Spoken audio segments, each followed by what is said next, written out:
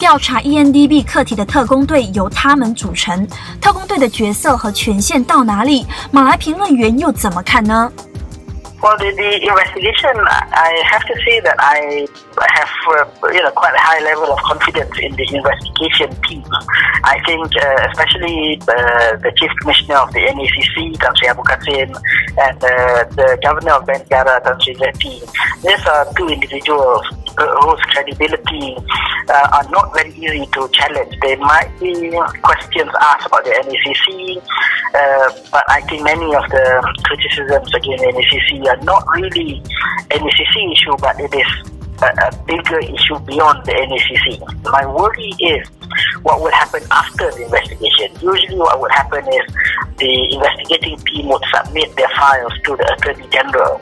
Now, the Attorney General is where the potential conflict of interest exists, because the Attorney General is a political appointee appointed by the Prime Minister, and the role of the Attorney General is to advise the government on how to deal with legal issues.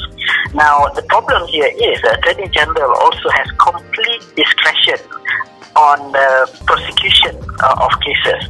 So he can decide whether or not to prosecute the case.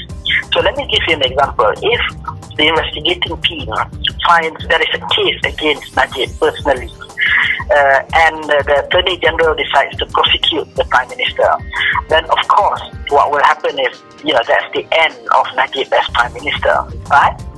If the investigating team finds that there is no case against him, and therefore the Attorney General decides not to prosecute, my worry here is, my fear is, the public might not believe in the independence and the integrity of that decision, because they will accuse the Attorney General of not being independent. Some people may easily accuse or start spreading rumors that the Attorney General is playing politics. Of course, he will let go because the Prime Minister is ultimately his boss, and therefore they will not believe that Najib is innocent, even though the investigation may have found him as being innocent.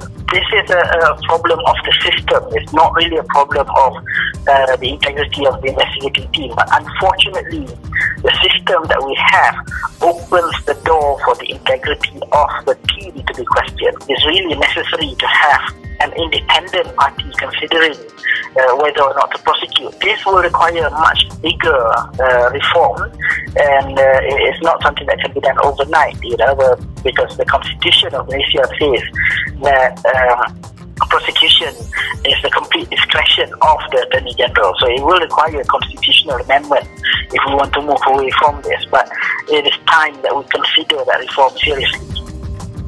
针对7亿美金风暴的调查，马来评论员提出我们机制中的一些缺陷，而你又怎么看？